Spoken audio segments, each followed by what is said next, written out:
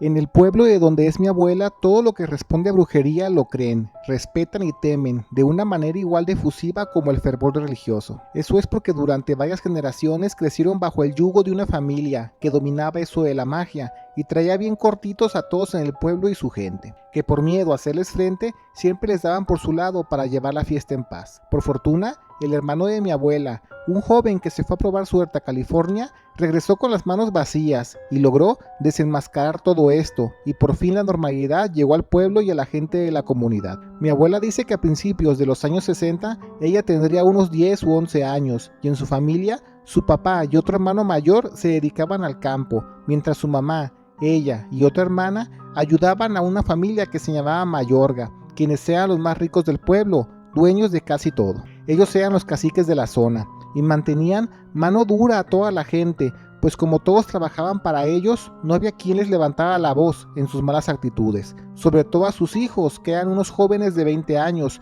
bien enviciados por el juego y la tomadera. Pero si eso no fuera suficiente, la creencia general de que la señora Mayorga, la matriarca de la familia, es una bruja de armas tomar, y de allí este miedo que les comenté del pueblo. Regresando a la familia de mi abuela, su hermano apenas tuvo la mayoría de edad y harto de la vida de campo, que es cansada y mal pagada, muy emocionado escuchando las historias, que en los Estados Unidos la gente era muy liberal con eso de la cultura hippie. Él se fue buscando la música a la frontera, intentó buscar trabajo y pasó allí más o menos 5 años entre chambitas, pero como jamás pudo echar raíces y también tuvo unas broncas legales, acabó regresando a su pueblo de origen. A la familia de mi abuela le dio mucho gusto, pero ya olvidando cómo se manejaban las cosas, recordó que en el pueblo la familia Mayorga seguía haciendo de las suyas, explotando a la gente, y los hijos jugando la baraja en las cantinas, haciendo puros destrozos. Julio, el hermano de mi abuela, regresó hecho todo un hippie de pies a cabeza, con su pelo largo hasta los hombros, lleno de tatuajes,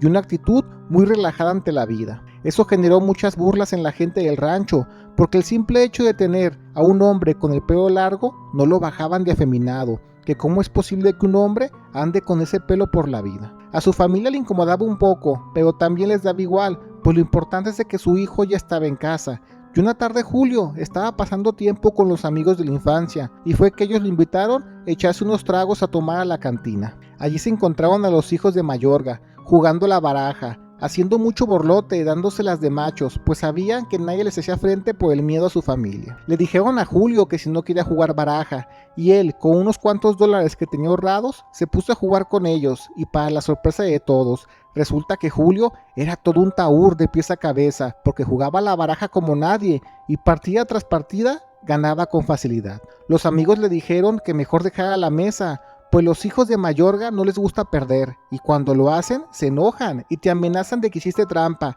y como castigo, se lo cobrarán con trabajos de brujería. Pero Julio no le importaba, y por lo menos esa noche a ellos les tumbó una pequeña fortuna. Con ese dinero se lo dio a sus padres para que liquidaran todas sus deudas, y ya, sin la presión de trabajar tierras ajenas, ellos podrían sembrar tierra por su cuenta. Pero eso no les pareció a los hijos de Mayorga, que estaban echando lumbre por los ojos del puro coraje, de que perdieron a la baraja ante este muchacho que pareciera mujer, con su pelo todo largo y ceboso. Cuando le preguntaban a Julio cómo fue que les ganó tan fácilmente, él dijo que en su tiempo en California se la pasaba echando flojera con los hippies, y lo único que hacen en todo el día era cotorrear de día, fumando y tomando, y en la noche jugar baraja, mientras la gente hacía sus fogatas y armaban las noches de trova o de baile. Así fue que se hizo muy bueno jugando a las cartas. También un pequeño rato que lo pasó en la cárcel, pero eso no lo comentaba mucho. Los días pasan y los hijos de Mayorga lo estuvieron provocando día y noche para que jugara de nuevo a la baraja, pero a él la verdad ya no le llamaba la atención. Ya les había ganado lo suficiente para saldar deudas, y entre que se hicieron de palabras, se fueron a los golpes en una ocasión, y para la sorpresa de todos, Julio afirma que sintió como uno de los hijos Mayorga le jaló el pelo, y él, enojado, gritó frente a todos que los Mayorga eran unos poco hombres, pues él tendrá el pelo largo, pero los que pelean como mujeres son ellos, porque los Mayorga le jalaron el pelo, y la gente pues soltó el chisme por toda la zona. Sin duda los Mayorga se enojaron mucho más por la situación, y los siguientes días empezaron los problemas relacionados con la magia en el pueblo, porque la gente afirmaba que les estaba yendo muy mal a todos los presentes. A las familias se les estaban enfermando los animales de corral o envenenando los pozos de agua. A algunos adultos les costó mucha salud y fue así que empezaron otra vez a soltar el rumor que les estaban haciendo trabajos de brujería a todo el pueblo, por el coraje que los Mayorga tenían atorado de que estuvieran hablando cosas malas a sus espaldas. Los hijos Mayorga se iban con la suya, queriendo la revancha con Julio en la baraja,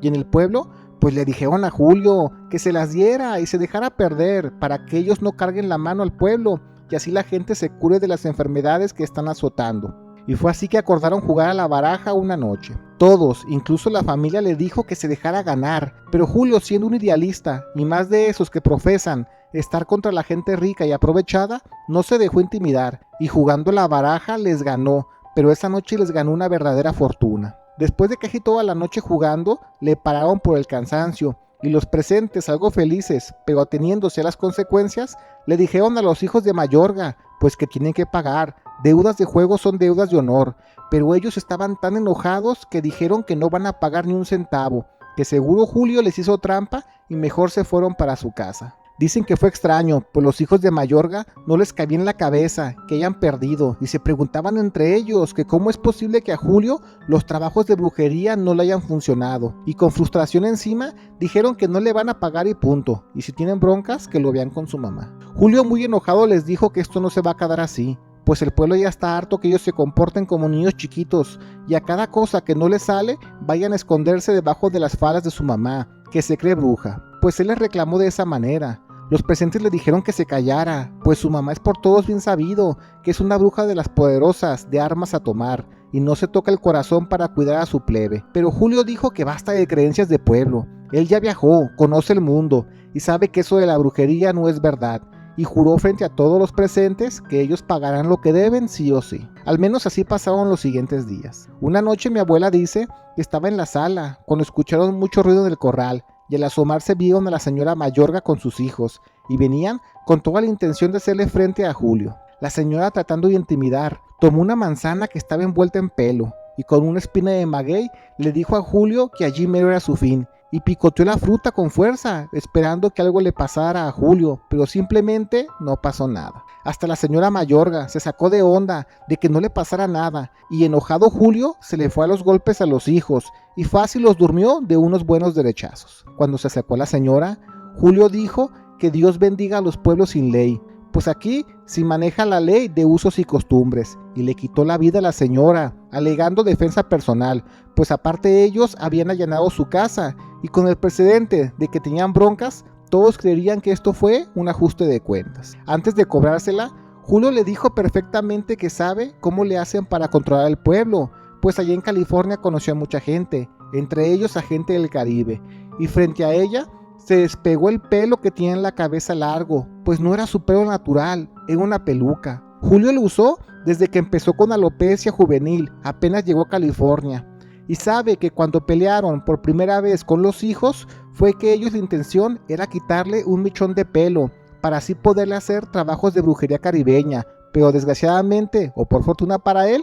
no funcionaron con él. Sabiéndose ahora la verdad, se corrió la voz por todo el pueblo, y era que los Mayorga ya estaban derrotados al fin. Julio con su papá se fueron para la casa de los Mayorga a cobrar lo que por ley ganaron en las apuestas, y encontraron que en la hacienda, en uno de los cuartos de los cuales ni siquiera los empleados de la casa podían entrar, había un sinfín de frascos de alcohol con mechones de pelo humano de todas las personas del pueblo. Tenían etiqueta de quién era el pelo y eran casi los adultos de toda la zona. Fue así que entendieron que la señora Mayorga hacía sus trabajos de brujería, pues recordaron que hace mucho pero mucho tiempo hubo una epidemia de piojos y le cortaban el pelo a todos los presentes, y lo hicieron precisamente en la casa de los Mayorga, que según ellos se acomidieron para hacer la limpieza, pero fue de esa manera que consiguieron el pelo, para así poder hacer sus fechorías y controlar la zona de la peor manera. A los hijos los desterraron y no supieron nada de ellos, y la hacienda de Mayorga ahora son paredes de adobe cayéndose poco a poco, bajo el recuerdo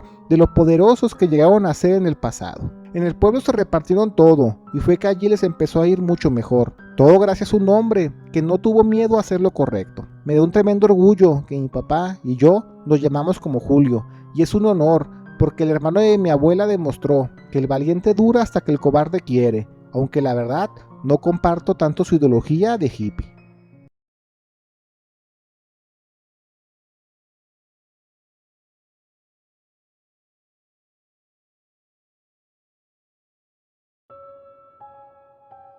En mi casa tenemos un montón de cosas religiosas pegadas a la pared, como altares pequeños también, pero si algo predomina sobre todo, son imágenes de San Ignacio de Loyola, un santo al que mi mamá idolatra con fuerte devoción, y creo que no está de más decir que hasta yo me llamo Ignacio, gracias a él, y siempre desde que recuerdo tenemos perros en la casa, y se llaman Nacho. Esto es porque donde ella creció hubo una extraña situación referente a lo que unos llaman demonios, ahora que los que llaman seres elementales en estas épocas, pero el caso es de que el pueblo de mi mamá siempre los consideraron demonios, pues solo la maldad es capaz de trabajar de la manera que ellos lo hicieron, valiéndose de artimañas y engaños, apelando a la envidia de las personas del pueblo, pero gracias a Dios y un joven que nos echó la mano no pasó a mayores. Esto pasó en el pueblo de donde es mi mamá, al noroeste de Guerrero, y desde una vez les digo que allí las costumbres son extrañas, en todo sentido, a los oídos de alguien que ha crecido en la ciudad. Mucho de lo que hacen allí es que con base se entrega el oro.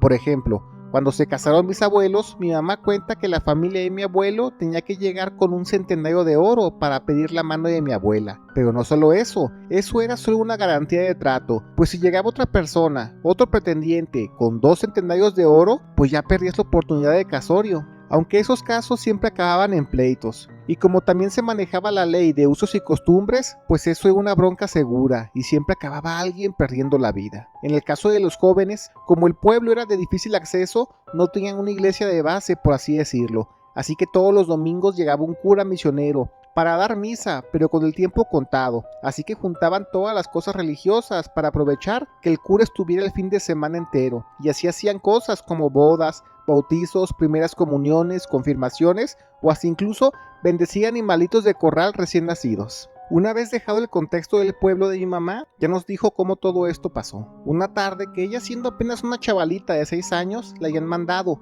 a un ojito de agua para lavar unas prendas, y ella, al ser bien fletada, siempre se iba donde la mandaba la abuela. Ella dice que estaba en este ojito cuando sintió de repente que le aventaron una piedra pequeña, no mayor en tamaño un frijolito, pero le dolió, pues se la arrojaron con mucha fuerza. Pensó que eran los chamacos vagos que iban por el ojo de agua a jugar, así que mi mamá pensó que sería eso, pero no vio a nadie en ese momento. Siguió en lo suyo lavando, cuando le aventaron otra piedrita, pero esta vez le dio en el cachete, raspándole un poco y cayendo en la ropa que limpiaba, y ya pudo ver que no era cualquier piedrita, era una de color amarillo, y al tocarla, pues no pensó que fuera oro, pero se le quedó viendo buen rato. Pasan los minutos y llega un primo de mi mamá, que también es de la edad, y al querer quitarle la piedra para verificarla, ya le dijo que a lo mejor esa piedra es oro, y ya buscaron la primera que les arrojaron y no encontraron. Después de estar buscando tanto tiempo una pequeñez en la tierra, lo encontraron, y después de un rato, también les arrojaron un par de piedras, mejor dicho, pepitas de oro, pero esta vez fue en la espalda del primo de mi mamá y la otra pegando en el balde que cargaban.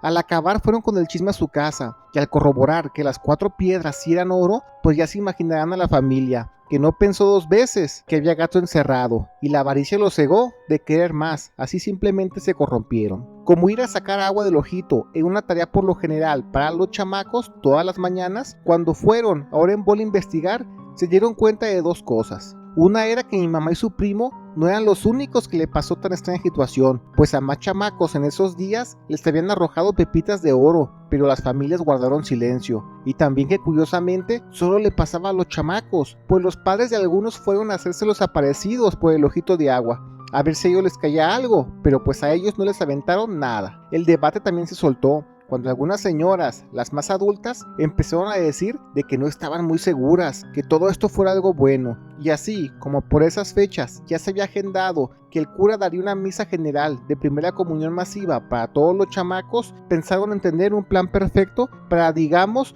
poner bendito todo ese oro. El plan era fundir todas las pepitas y no sé, hacer algún dije, cadenita, aretes o lo que fuera para conmemorar la primera comunión de los chamacos. y así ese oro de alguna forma digamos que estará bendito por Dios. Pues ya se imaginarán lo que pasó al saber eso, porque a partir de allí, todos los días los padres del pueblo enviaban a sus chamacos desde bien temprano al ojo de agua, para esperando que les aventaran piedritas de oro, y así poder hacerse algo más grande como regalo de primera comunión. Pero pues eso también trajo broncas, porque pues imagínense, los chamacos peleándose por cosas que caían del cielo. Mi mamá nos comentaba que mi abuela no estaba tan convencida del todo de mandarla, más que nada porque ella era niña, así que se conformó con solo hacerle un pequeño dijecito de cruz con las 2 pepitas de oro que le alcanzó. Pero a lo que ella nos contaba decía que había chamacos de la zona que juntaron tantas piedritas de oro como para hacerse esclavas, cadenas de buen tamaño o lo que fuera. Siempre que mi mamá comparte esa historia, todos le preguntamos que por qué la gente adulta del pueblo no investigó de dónde venían estas piedras de oro. Pues a lo mejor era una señal de que había una zona minera por la zona y así podían trabajarla y explotarla para sacar los yacimientos o lo que fuera. Pero dice mi mamá que quizás eso sí pasó, pero ella al ser muy joven ni sabía de lo que hablaban los adultos sobre esa situación. No es como que lo compartieran todo con los niños. Pasan los días y se hace la misa de primera comunión para una docena de chamacos que iban desde los 4 años hasta los 9 más o menos. Ahí andaban todos muy guapos y guapas, bajo sus posibilidades, pues era una comunidad pobre. Pero eso sí, todos con sus arreglos de oro, que como les decía en el pueblo, eso era algo muy arraigado a sus tradiciones. Después de acabar la misa se van todos los chamacos a jugar, mientras los adultos habían preparado una comida para hacer una fiesta. Y cuando empezó a caer la tarde-noche y la gente estaba tomada, mejor para evitar regaños los chamacos se fueron rumbo al ojito de agua para seguir jugando, y quién sabe, les caiga un poquito más de oro. Aquí fue que pasó lo extraño. Después de jugar un rato, uno de los vecinos se acostó en el pasto a descansar, y se podría decir que los demás chavitos lo olvidaron para seguir jugando, cuando de repente escucharon que ese niño pegó de gritos porque algo lo había tomado de la pierna y se lo llevaba arrastrando del lado norte del ojo de agua, donde ya eran puros árboles frondosos llenos de piedras y caminos irregulares por todas las raíces botadas. La cosa que lo jalaba, mi mamá afirma que era como un duende o un chaneque, pero no tenía una forma de ser inocente o juguetón. Medía como 40 centímetros de alto y estaba muy sucio, lleno de tierra por todo el cuerpo, y su cara era alargada, con las facciones como si fuera alguien muy viejo, pues su cara al hacer muecas se marcaban muchas arrugas por todos lados. Su boca era muy grande, casi tan grande como todo el diámetro de su cabeza, y sus dientes eran enormes, eran bastantes y muy puntiagudos. Parecía extraño que el niño no pudiera pararse o inclinar su cuerpo para aventar a este extraño ser, pero aunque pareciera que el niño quería hacerlo, no podía ni siquiera levantar su cabeza. Como todos los chamacos les dio miedo, gracias a Dios había uno ya algo grandecito, que se llamaba Ignacio, que no fue de los que hicieron la primera comunión en ese momento, pero pues ahí estaba jugando con la plebada. Él no se la pensó 2 veces, fue y agarró al chamaco, pero lo tomó de la ropa, agarrando todo parejo del cuello, y le acabó reventando su cadenita de oro, esa que le habían hecho con las pepitas encontradas. Y así, como por arte de magia, el chamaco que era arrastrado por el chaneque se paró como resorte y espantó a ese extraño ser con una patada. Los niños todos querían correr, pero no podían hacerlo. Dice mi mamá que de repente todo era muy pesado para ellos. Al menos mi mamá afirma que su cabeza la sentía tan pesada que pareciera que tuviera un balde de agua en la cabeza. Entre el caos y la desesperación, otro niño pegó un grito, e igual, no saben si era el mismo ser o era otro, pero también lo estaba agarrando de la pierna para llevárselo al bosque, y él no podía hacer nada más que pegar de grito. De milagro no se lo llevó, y mi mamá no lo tiene muy claro porque todo fue muy rápido y traumático. Pero lo que sí recuerda es que llegaron los adultos al escuchar los gritos y vieron toda la situación, y ahí en medio hicieron que todos se quitaran el oro de encima para echarlo en un costalito y deshacerse de él. Yo sé que quizás lo que vivió deja muchos cabos sueltos, pero es que también entiendan que ella era una chamaca y apenas recuerda lo ocurrido. Lo que sí quedó claro era que esos horribles seres hacían que el oro usado en las alhajas fuera tan pesado para los chamacos para que no pudieran escapar. Pero repito, gracias a Dios un joven se puso las pilas y pudo salvarlo. A partir de allí, lo que sí recuerda mi mamá es que ya ningún chamaco podía acercarse al ojo de agua solo. Y el ir a lavar la ropa, lavar la comida o recoger agua pasó a ser trabajo de los adultos o de los no tan jóvenes. En el pueblo jamás dieron por hecho que esos seres eran duendes, todo lo contrario. Afirmaban que eran demonios, pues como dije al principio, ellos te juegan chueco para hacer de las suyas, y aquí aplicaron la envidia y la avaricia para tratar de salirse con la suya. pero gracias a Dios no pudieron, gracias a Ignacio, aquel joven que estaba con ellos y no tenía oro encima del que recogieron y supo por fin defender a los suyos. Mi mamá aún lo incluye en sus oraciones todos los días, que posiblemente San Ignacio de Loyola actuó a través de él.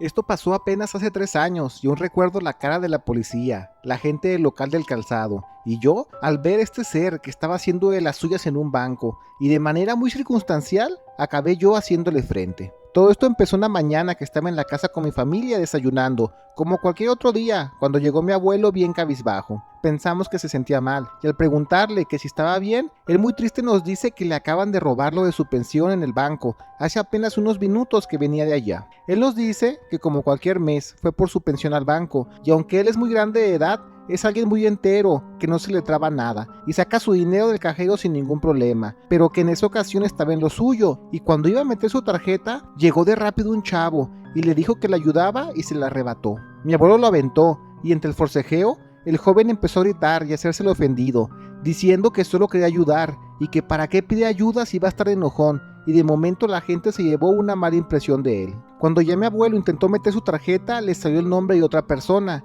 y ya fue que le cayó como balde de agua helada, que ese muchacho fingió que lo quería ayudar para cambiarle su tarjeta, y como era de esas que aún tenían los 16 números al frente, pues fácilmente podía disponer del dinero. Hablando todos en familia dijimos lo mismo, el ratero solo estaba esperando a alguien mayor que fuera a sacar su pensión, para asegurarse que la tarjeta tenga dinero, y entre más cosas que decían, mis hermanos, uno de ellos comentó que por lo general, esa gente trabaja con más personas y los esperan afuera de los bancos, con el celular, la tablet o la computadora, ya con compras listas en su carrito de las páginas de internet o lo que sea, para que ellos solo lleguen con alguien con la tarjeta robada, pongan los 16 números y los de seguridad para hacer la compra y tirar allí mero la tarjeta. Así, ni tiempo le da a quien esté en el cajero para pedir ayuda al banco y cancelar la tarjeta. Al escuchar eso me enojé tanto que le dije a mi abuelo que me diga lo mucho o poco que recuerde de esa persona, para ahora que tengo las mañanas libres salir a buscarlo a como dé lugar. Mi plan era ir a todos los bancos BBVA, que no eran tantos en el barrio,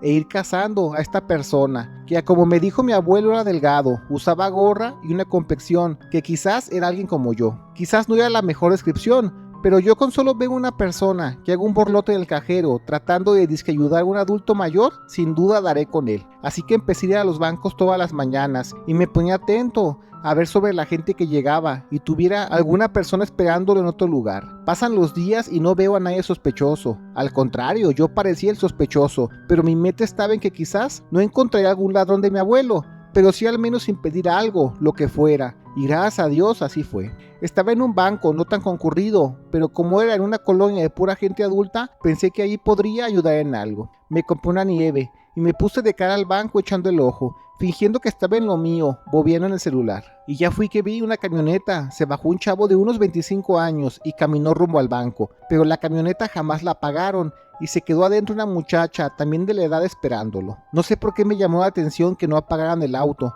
porque había una buena fila en los cajeros y se tardaría al menos unos 20 minutos, y el chavo si se metía directo a las cajas de mostrador tardaría mucho más, y el que no apagaran el auto me brincó bastante. Quizás yo ya en modo paranoico me puse atento a lo que pudiera pasar y le eché el ojo encima a este compa que entró y se formó en las cajas. Fue allí que a los minutos, cuando salió del mostrador un señor con una bolsa de esas de antes que usaban los señores adultos para guardar documentos importantes, y este joven sospechoso dejó la fila y se fue tras él. Ahora nunca pensé, este joven lo va a asaltar, y dicho y hecho, porque apenas salieron del banco y se encaminaron al carro del señor, el joven le llegó por la espalda y algo le ha de haber puesto, porque trató de asustarlo, diciéndole que no se diera la vuelta o si no allí quedaba. Yo estaba listo y tenía la sangre que me hervía, y aunque no soy el mejor peleador del mundo, ni mucho menos, digamos que tuve una infancia llena de vagancia, y pegarme un tiro al menos sé dármelo bien. Me voy tras él, y que los embisto a un costado, tumbando al señor,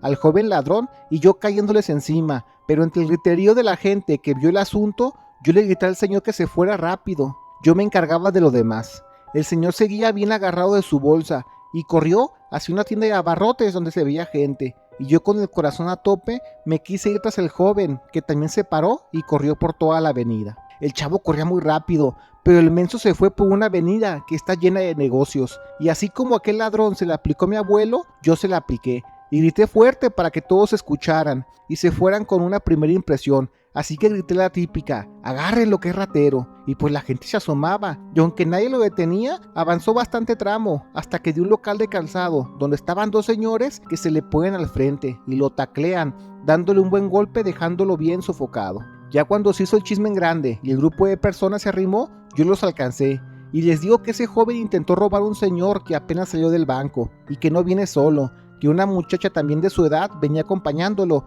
en una camioneta Cherokee de color negro. Uno de los señores del local le habló a la policía, y hasta eso llegaron rápido, y mientras lo teníamos amarrado de las manos al joven, pero pasó algo muy extraño. Un chavo de moto que se acercó al chisme empezó a decir que algo le pasa al joven, y al verlo, este le empezó a dar como un paro cardíaco, o no sé, espasmos, pero quizás no era eso, porque cuando acabó de moverse y estirarse, empezó ahora a gritar como mujer, y se los juro por Dios que me mira, la cara le había cambiado a la de una chava. No es como que solo yo lo haya visto o alguien más, no, lo vimos al menos como 15 personas, incluidos los policías, que al ver toda la situación se asustaron, se les vio en la cara, se sintieron como sobrepasados por el problema y mejor dijeron que era correcto desamarrar a la chava, y se escudaban diciendo que no tiene nada encima, que a lo mucho solo fue intento de robo, y sin evidencias no hay mucho que seguir en la situación. Era claro que ellos, como nosotros, estaban muertos de miedo, y para evitar hacer un reporte que no van a saber cómo explicar,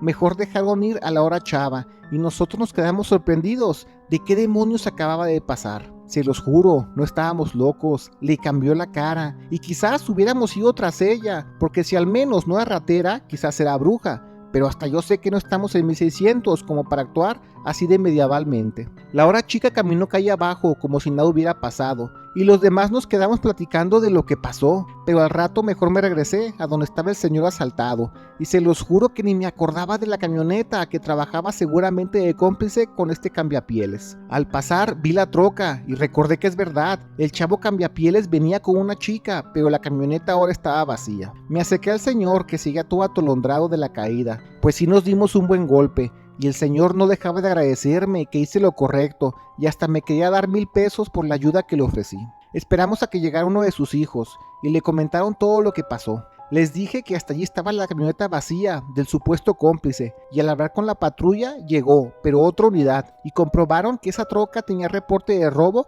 desde ayer en la noche. Estos policías sí estaban más abusados, y me dijeron que me quedara para hacer un reporte completo, e incluso hasta ir a declarar si es necesario, pero uno de los hijos del tendero de abarrotes, donde estábamos, me tomó de la mano por separado, y me dijo que mejor no me meta en camisa y 11 varas, porque como podré ver, esa gente cambia pieles o cambia cara con facilidad. Si algo tienen son contactos y quizás puedan dar conmigo si levanto la mano. Eso me dio mucho miedo y mejor me bajé la calentura y la idea de querer hacer la denuncia, porque también me hago la idea, como los otros policías, de para qué querer explicar algo que ni sabemos cómo es posible. Para cuando todo el asunto acabó llegué a la casa y les conté de mis logros de al menos impedir un asalto, y lejos de que todos me echaran porras, me decían que era un tonto y que tuve mucha suerte, pues esa gente siempre suele estar armada. Para todo esto mi hermano fue el que puso el último clavo en mi ataúd de paranoia, pues él sabe mucho de estos temas, se la pasa viendo videos, escuchando relatos sobre cosas paranormales, y me dijo que esos seres que topé son cambiapieles, y que pueden hacer eso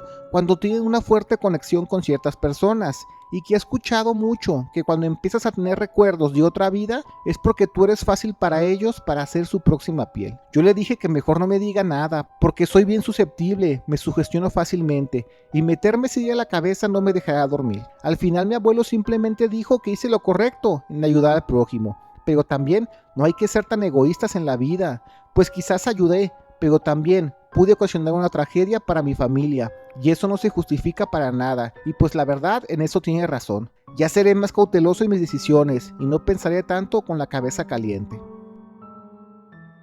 Gracias por ver el video. Te recordamos que todos los días subimos nuevas historias, así que activa las notificaciones. No olvides darle like y comparte, pero sobre todo comenta. Queremos saber qué es lo que la comunidad de México Inexplicable tiene para decir.